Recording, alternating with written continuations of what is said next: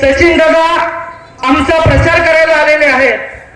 इतक्या दिवसाचं जे व्यासपीठ होतं ते आम्ही सचिन दादांचा प्रचार करायचो, पण आता सचिन दादा आमचा प्रचार करायला आलेले आहेत. त्याच्यामुळं थोडा प्रश्न पडतो की आम्ही आमच्याबद्दल काय सांगायचं. मला फारसं काही काय केलंय हे आठवून देण्यामध्ये मला वाटत नाही ही गरज आहे. या ठिकाणी रामपूरचे, वडगावचे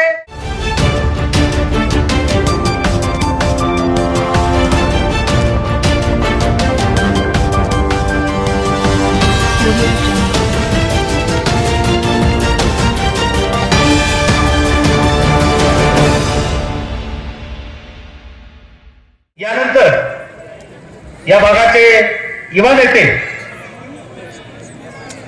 श्री महेशदादा बिराजदार यांना मी नम्र विनंती करतो की आपण आजच्या सभेला संबोधित करावे.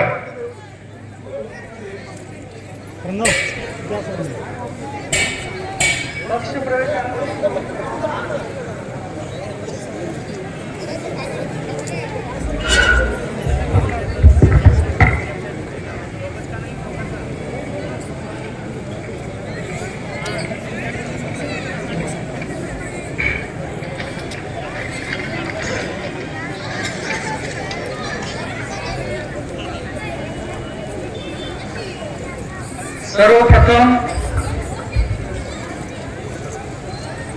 मी आपले ग्रामदैवत श्री महालक्ष्मी व श्री नागनाथ महाराज यांच्या चरणी प्रणाम करतो. अक्कलकोट पश्चिमचे मंडलाध्यक्ष महादेव पाटील साहेब, आपल्या तालुक्याचे सर्वांचे लाडके आमदार सचिन दादा कल्याण शेट्टी, आपल्या कुंभारी जिल्हा परिषद गटाचे अधिकृत उमेदवार श्रुतीताई भोरगुंडे, आपल्या धोत्री पंचायत समिती गणाचे उमेदवार शिल्पा महेश बिराजदार,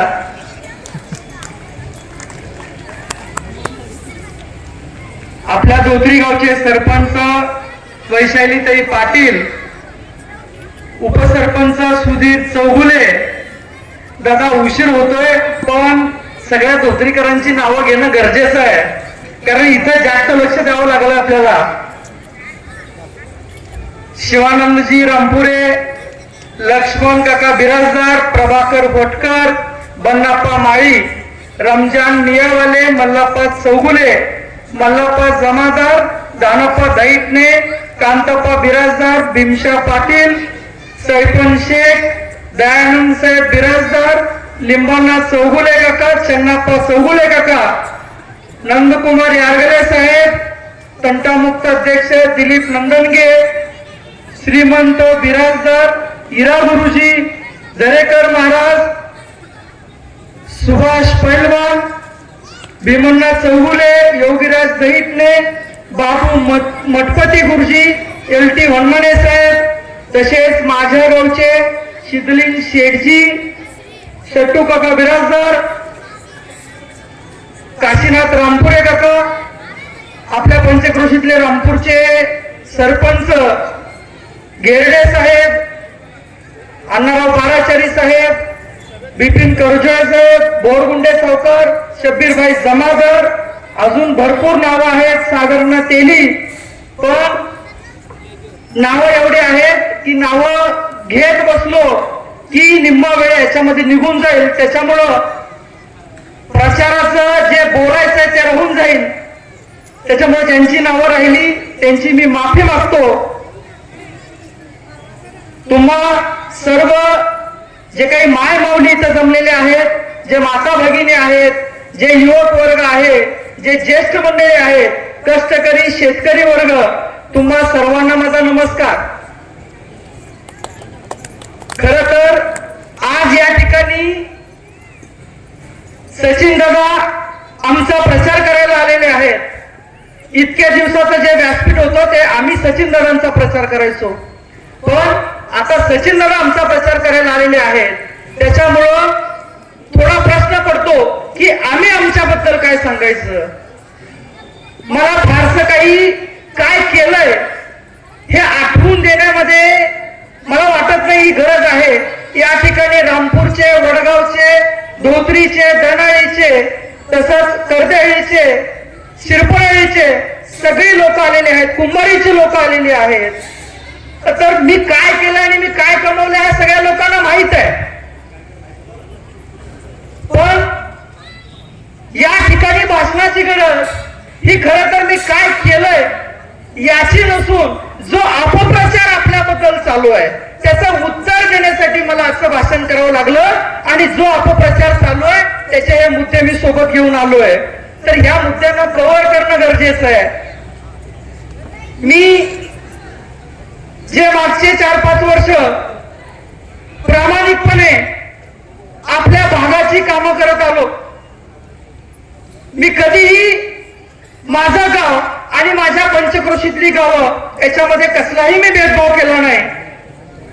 मी आधीही सांगितलंय, अगदी लहान मुलांपासून, ज्येष्ठांपासून, युवकांपासून तो आपला सांस्कृतिक कार्यक्रम असेल, शैक्षणिक असेल, आध्यात्मिक असेल, मला जेव्हा ज्यांनी बोलवलं मी तेव्हा आलो. जे मला करता आलं ते मी केलं. आता अलीकडच्या काळामध्ये दादा तुम्ही मला युवा मोर्चाचं जिल्हाध्यक्ष पद देऊन खरं तर मला हे पद न मिळता माझ्या भागातील लोकांची कामं करण्यासाठी मला एक लायसन तुम्ही दिलेलं आहे. आणि त्याच्या जोरावर त्या माझ्या भागातलीच नाही तर काही माझ्या भागाबाहेरची, काही सोलापूर जिल्ह्यातली, इतर तालुक्यातली सुद्धा कामं करता मला आली.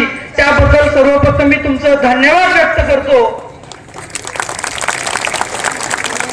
मी एवढंच सांगेन, आजपर्यंत काम करत असताना कसल्याही प्रकारचा डाग मी माझ्या अंगाला लावून घेतलेला नाही. आणि नेमकं माझ्या विरोधकांना हाच प्रश्न पडलाय की आता याचा अपप्रचार करायचा कसा. याला व्यसन नाही, हा चुकीचे कामं करत नाही, हा लोकांच्या मुंड्या मोडून पैसा कमवत नाही, मग आता याचा नेमका अपप्रचार करायचा कसा. त्यांनी माझ्या निष्ठेवरती, माझ्या सेवेवरती, माझ्या कामावरती, माझ्या प्रामाणिकपणावरती त्यांना बोट करण्याचं संधी मी दिली नाही. म्हणून त्यांना एक संधी मिळाली. आणि आता प्रचार असा चालू झालाय की महेश बिराजदार धोत्रीचा नाही. महेश बिराजदार धोत्रीचा नाही. ही जी लोक बोलतात ही ती लोक आहेत जी फक्त कट्ट्यावर बसून राजकारण करतायत. माझ्या सामान्य कष्टकरी शेतकऱ्याला जर विचारलं ना तर तो सांगेल की महेश बिराजदार काय आहे, महेश बिराजदारनी काय केलंय. खरं तर माझा प्रचार, मला नेहमी दादा सांगतायत डोअर टू डोअर प्रचार करा, प्रत्येक घर ते घर आपल्याला प्रचार करायचा आहे, पिंजून काढायचं आहे. दादा इथं माझ्या मतदारसंघामध्ये ही परिस्थिती आहे की माझा प्रचार माझा सामान्य शेतकरी करतोय, माझा प्रचार माझा तरुण वर्ग करतोय, माझा प्रचार ती लहान लहान चिमुकली मुलं करतायत. त्यांना काही राजकारणाचं कळत नाही. 4-5 वर्ष वय असेल त्या मुलांचं आणि ती लोक महेश दादा म्हणून प्रचार करतायत. तुम्ही समस्त ग्रामस्थ या ठिकाणी उपस्थित आहेत, तुमच्याही घरी लेकरं आहेत. तर ती 4-5 वर्षाची मुलं ज्या पद्धतीनं मला बघितल्यानंतर किंवा माझा फोटो बघितल्यानंतर हा महेश दादा आहे म्हणून ओळखतात ना, हे महेश बिराजदारला कमवायचं होतं आणि ते मी कमावलंय. खरं तर आज या ठिकाणी मी एवढंच सांगतोय की आपल्या गावातील काही लोक आहेत जे वितुष्ट निर्माण करतायत. म्हणजे दरगणहेळी वेगळं, धोत्री वेगळं, शिरपणहेळी वेगळं, रामपूर वेगळं, वडगाव वेगळं, कर्देहेळी वेगळं, हे नकाशावरती ओढलेल्या रेषा आहेत. आणि गाव हे माणसांनी बनतं, त्या नकाशावरच्या रेषांनी गाव बनत नाही, माणसांनी बनतं. महेश बिराजदारला वाटलं, त्याच्या आधी सांगतोय की मी धोत्रीमध्ये माझी शेत जमीन आहे, मी धोत्रीचा खातेदार आहे. त्याच्यामुळे हे लक्षात ठेवा, महेश बिराजदार धोत्रीचा नाही म्हणणाऱ्यांनी आधी लक्षात घ्या की बाबांनो महेश बिराजदारांनी फक्त धोत्रीमध्ये घर नाही बांधलं, महेश बिराजदारांना वाटलं धोत्रीकराच्या प्रत्येक मनामध्ये घर निर्माण करावं आणि जे तुम्ही किंवा तुमचे उमेदवार नाही करू शकले ते महेश बिराजदारांनी करून दाखवलंय. आज तुम्हाला हे हातोडा कोयता हे धनुष्यबाणवाले दिसतात ना, त्यांना डोळे भरून बघून घ्या, हे पुन्हा 5 वर्ष तुम्हाला दिसणार नाही. आता प्रचाराला म्हणून ही लोक समोर आलेली आहेत. पण महेश बिराजदार 5 वर्ष प्रचारच करत फिरलाय. खर तर माझा शेतकरी जेव्हा शेतामध्ये जाऊन मोटरचं बटन स्टार्टरला बघतो ना, तेव्हा त्याला महेश बिराजदार आठवतो. रोज तो शेतकरी मोटरचं बटन चालू करतो, त्याला महेश बिराजदार आठवतो. असं मला वाटतंय. खरं काय ते शेतकऱ्यांना माहिती. म्हणून माझा प्रचार रोज कुठल्या ना कुठल्या माध्यमातून होतोय असं मला वाटतंय. आज देखील या ठिकाणी सभा आहे. महेश बिराजदार अजून घरातून बाहेर पडून डोर टू डोर प्रचार करायचा आहे. कुठल्याही गावामध्ये अजून डोर टू डोर प्रचारासाठी मी गेलो नाही. बाकी पक्षांचा प्रचार संपला, दुसरी फेरी चालू झाली. कारण त्यांना वाटतं हे पॉम्पलेट दिलं, घरी जाऊन पाया पडलं की हे लोक आपल्याला मतं टाकतील. त्यासाठी लोकांची काळजी घ्यावी लागते, त्यासाठी गावाची काळजी घ्यावी लागते, त्यासाठी आपल्या भागाची काळजी घ्यावी लागते. मतं मिळवण्यासाठी आपलं गाव आहे म्हणून आपल्याला मतं टाका, अशाने तुम्हाला मतं मिळणार नाहीत. तुमचा हा फंडा जो काही आहे, तुमचं हे काही अपप्रचाराचं शस्त्र आहे, हे तुम्ही धोत्रीपूरचं चालवाल. तुम्ही शिरपणेत गेल्यानंतर काय म्हणून मतं मागाल, तुम्ही वडगाव मध्ये गेल्यानंतर काय म्हणून मतं मागाल. ती लोक तुम्हाला मी धोत्रीच आहे मतं टाकलं म्हणल्यानंतर टाकणार नाहीत. त्या लोकांची काळजी घेणारा माणूस त्या गावांना त्या लोकांना पाहिजे. दादा अशी ज्वलंत उदाहरणं आहेत. सगळे लोक होम टू होम प्रचार करतात, माहित आहे. पण मला असं वाटतंय वडगावचे पण इथं आलेले. मला फोन आला दुपारी काशीनाथ बिराजदार अण्णांचा. त्यांनी सांगितलं पाणी पुरवठ्याचा डीपी हा 4 दिवस झाला बंद आहे. काय असेल ते वडगावकरांना माहिती. साधारणतः 11-11:30चा वेळ असेल. मी फोन केला, MSCB ला फोन केला, म्हणलं माझी 5:30 वाजता सभा आहे आणि मी सभेला उभारायच्या आधी, मी लोकांना मतं मागायच्या आधी तो डीपीच्या ठिकाणी बसला पाहिजे, नाहीतर मतं मागायचा मला अधिकार नाही. आणि मला 4:30 वाजता फोन आला, दादा डीपी बसवलाय. काशीनाथांना बिराजदार इथं असतील तर हात वर करा. म्हणजे हे किती खरं आणि किती खोटं आहे लोकांना कळेल. आपल्या धोत्रीच्या आपाशा काका आहेत. दुपारी 2 वाजता फोन आला, दादा व्होल्टेज कमी आहे, वाढवून द्या, मोटर चाले ना. डीपी बसवला. आपाशा काकांचा फोन आला, व्होल्टेज कमी आहे दादा आणि व्होल्टेज सोडा. मी फोन केला, वायर म्हणला, बाबा काय म्हणलं, मला इलेक्शन मध्ये पाडायचा विचार आहे का? नाही दादा म्हणला, थोडस धोत्रीच एका ठिकाणी मी डीपी बसवत होतो त्याच्यामुळे झालं असेल. आणि 1 तासानंतर मी आपाशा काकांना फोन केला, काका व्होल्टेज आलंय का? काकांनी सांगितलं, बाबा चिंता करू नको, तुझा प्रचार करायसाठी आम्ही आहे. आमचा प्रचार डीपी टू डीपी चालू आहे.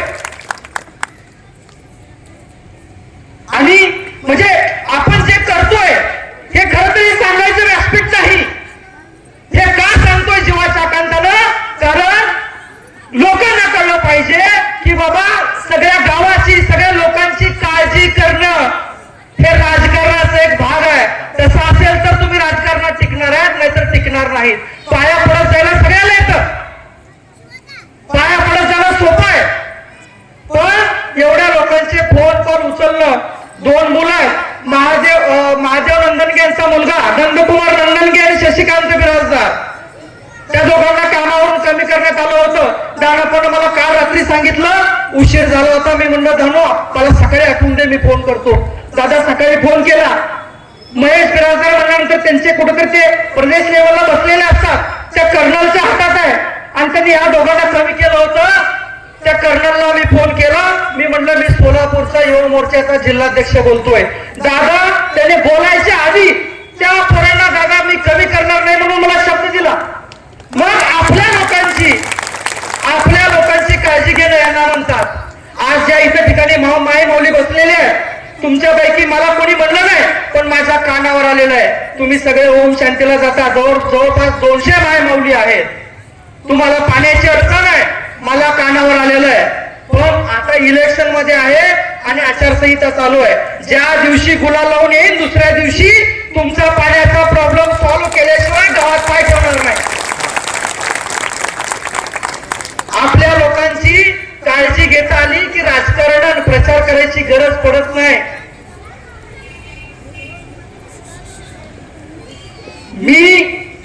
मला मान्य आहे, मी दर्गामध्ये जन्मलो, पण जेव्हा जेव्हा धोत्रीसाठी उभारायची वेळ आली तेव्हा मी येऊन उभारलं का नाही या धोत्रीच्या जनतेला माहित आहे.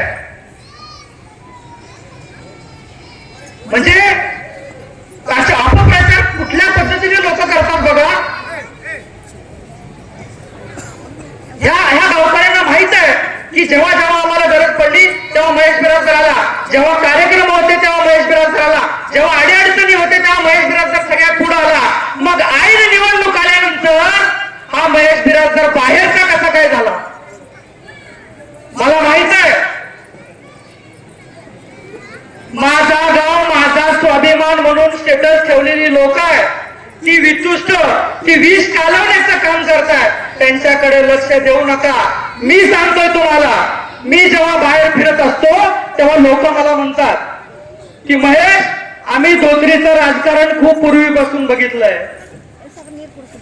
धोत्रीचं राजकारण कुणालाच कळालेलं नाही. विरोधकांना त्यांनी इथं कट्ट्यावर बसून भाजप लीड करून दिलंय. मग हे धोत्रीचं राजकारण एवढं सोपं नाही. मीही म्हणत आलोय की बाबांनो, प्रामाणिकपणे काम केलं की धोत्री मला 100% न्याय देईल, असं मी तुमच्या गावाच्या वतीनं बोलत आलोय. आज ती वेळ आली आहे. मी ज्या गोष्टी बोललोय त्या खऱ्या आहेत का खोट्या आहेत त्या ठरवण्याचा हा हक्क तुमचा आहे. जो राजकीय कलंक आपल्या गावाला लागलेला, लोक जे म्हणतात धोत्रीच्या पुढाऱ्यांवरती विश्वास ठेवता येणार नाही, हा जो कलंक आपल्या गावाला लागलाय, मला वाटतं या नागरिकांचा हा स्वाभिमान, हा कलंक पुसून काढण्यासाठी असायला पाहिजे. या नागरिकांचा स्वाभिमान हा धोत्रीत ज्याने प्रामाणिकपणे काम केलंय त्याला निवडून देण्यात असायला पाहिजे. तुम्ही हे दाखवून दिलं पाहिजे की ज्यानं प्रामाणिकपणे काम केलं धोत्रीकरांनी त्याला निवडून दिलंय. समोर आमच्या गावचा उमेदवार असला तरी आम्ही बघितलो नाही, हे आपल्याला दाखवायची गरज आहे.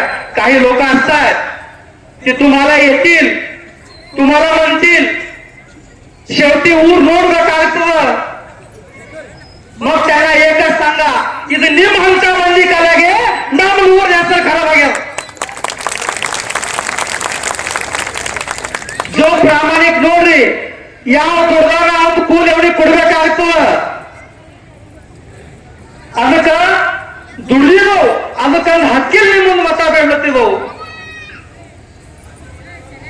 मला शेवटी एवढंच म्हणायचंय की धोत्रीत चांगल्या लोकांची संख्या आहे.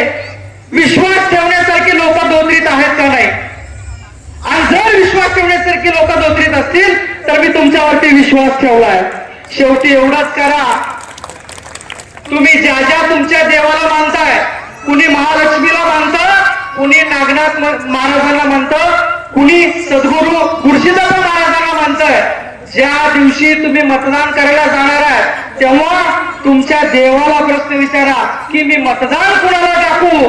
तुमच्या आतमधून जो आवाज येईल त्याला तुम्ही मतदान टाका, मला तुम्ही मतदान टाका मी असं म्हणत नाही. जो प्रामाणिकपणे राबलाय त्याला तुम्ही मतदान टाकावं अशी माझी अपेक्षा आहे. अजून एक गोष्ट, माझ्याबद्दल अजून एक अपप्रचार असा चालू आहे की मी समोरच्या उमेदवाराला फॉर्म काढून घेण्यासाठी 50 लाख रुपयांची ऑफर मी दिली असं माझ्याबद्दल बोलताय. त्याला आणून उभा करा माझ्या समोर ज्याने 50 लाख रुपयाची ऑफर तुम्हाला दिली. इथं सगळ्या गावची लोक आहेत. तुम्ही सांगा महेश बिराजदार निवडून येऊ शकतो का नाही? येऊ शकते हो. अरे 50 लाख सुद्धा तुम्ही खूप लायकीच्या बाहेर बोलले. 50,000 सुद्धा दिले नसते. मला गोष्टीची जाणीव आहे. वरती जिल्हा परिषद साठी श्रुतीताई बोरगुंडे उभारलेले आहेत आणि मी जर माझी सीट बिनविरोध काढली तर माझे लोक जे जीव लावणारे सचिन दादांवर जीव लावणारे जे लोक आहेत हे सक्रिय राहणार नाहीत. आमचे उमेदवार निवडून आले म्हणे गाफील राहतील. म्हणून बाबा तू स्वतः जरी उमेदवारी काढायला आला असता तरी आम्ही तुला विनंती केली असती उमेदवारी काढू नको, आमची लोक ढिल्ली पडतील म्हणून. ह्या सगळ्या गावकऱ्यांना माहित आहे महेश बिराजदार जर निवडून येऊ शकतो, अरे तर रुपया सुद्धा तुम्हाला का देऊ, मी माझ्या लोकांची कामं केले, मी हक्कानं त्यांच्याकडे मत मागतो आणि मी म्हणतोय की या ठिकाणी तुमच्या लोकांना तुमच्या गावातील उमेदवाराला आपल्या धोत्रीकर किती लोक ओळखतात आणि या महेश बिराजदारला किती लोक ओळखतात तुम्ही बघा. या लहान 2-3 वर्षांच्या लेकरांपासून महेश दादाला लोक ओळखणारे आहेत आणि तुमचा उमेदवार तुमच्या गावातल्या गल्लीत प्रचार करत असताना मला तरी असं कानावर आलं, काय किती खरं किती खोटं माहित नाही. आपल्या गावातल्या माय माऊली त्यांना विचारल्या की बाबा मी यावेळी म्हणून मग धोत्रीकर महेश बिराजदार धोत्रीचा झाला का तो कधीतरी 5 वर्षानंतर कुठली तरी उमेदवारी घेऊन लोकांच्या पाया पडणारा व्यक्ती हा धोत्रीकर झाला. महेश बिराजदारने धोत्रीकरांच्या मनामध्ये घर बनवलं. तुमची इच्छा असेल तर मला सांगा, एक प्लॉट घेतो इथे घर पण बांधतो. माझी एवढीच विनंती आहे की आपल्या लोकांची काळजी घेण्यासाठी सचिन दादांचा एक शिलेदार म्हणून तुम्ही एक प्रामाणिकपणाने सचिन दादांचे हात बळकट करण्यासाठी आपले जे काही जिल्हा परिषद सदस्याचे उमेदवार आहेत श्रुतीताई बोरगुंडे आणि शिल्पा महेश बिराजदार यांना प्रचंड बहुमताने निवडून द्यावं आणि दादांचे हात बळकट करावे एवढीच तुम्हा सर्वांना विनंती करतोय. बाकी आमचा नेता आमच्यासाठी खंबीर आहे, आम्हाला कुठं काही कमी पडत नाही, आम्ही हक्काने मागून आणतो. आणि दादा तुम्ही एवढा विश्वास माझ्यावरती ठेवलाय म्हणून काही अधिकारी मी एका फोन कॉलवरती त्या लोकांचे सामान्य लोकांची कामं होत आहेत. अधिकाऱ्यांना माहितीये की या व्यक्तीचं नाही ऐकलं की दुसरा फोन सचिन दादांचा येतो. त्याच्यामुळं कुठलाही अधिकारी असेल, तो पोलीस स्टेशन किंवा तो MSCB असेल, ते तहसील ऑफिस असेल, माझ्या लोकांची कामं हे तुम्ही जे आम्हाला पुढे करून करताय ह्या सगळ्या गोष्टींचे उपकार त्या जनतेला माहित आहे. तुम्ही जो विकास आपल्या तालुक्याचा केलाय, तुम्ही जो विकास आपल्या गावाचा केलाय, तुम्ही ज्या गरजा शेतकऱ्यांच्या भागून दिल्या त्या सगळ्यांची जाणीव हा सामान्य शेतकरी हा कधीही विसरणार नाही. पण त्यांची अजून एक अडचण आहे दादा, बऱ्याच लोकांचं डीपी वरती लोड एवढा वाढलेला आहे, त्यांचे डीपी 63 केवीचे, त्यांची बऱ्याच लोकांची अपेक्षा आहे की तो डीपी 100चा व्हावा. त्यासाठी दादा आपण आपल्या प्रत्येक गावात असे 3-4 डीपी आहेत, तर त्यांची एकदा लिस्ट करून त्यांच्यासाठी आपण डीपीडीसी मधून फंड जर उपलब्ध केला तर या सगळ्या शेतकऱ्यांचे डीपी 100 केवीचे होतील.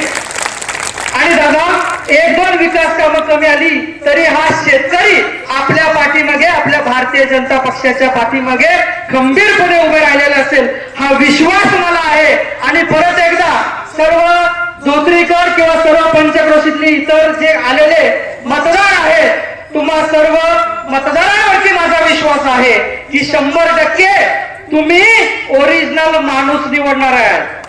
हा शब्द ठेवा, हा शब्द डोक्यात ठेवा. उद्या दुसऱ्यांची सुद्धा इथं सभा होणार आहे तेव्हा त्यांना छाती ठोकून सांगा आम्ही ओरिजिनल माणूस निवडलाय म्हणून. तुम्हा सर्वांवरती विश्वास आहे. तुम्ही नक्कीच या पंचक्रोशी मधून आपल्या सर्व गावांतून भरभरून मत देऊन भारतीय जनता पार्टीचे उमेदवार तालुक्यात सगळ्यात जास्त मतांनी निवडून येतील हा प्रयत्न तुम्ही सर्वजण माझे सहकारी करणार आहात, याच्यामध्ये काही शंका नाही. धन्यवाद. जय हिंद, जय महाराष्ट्र.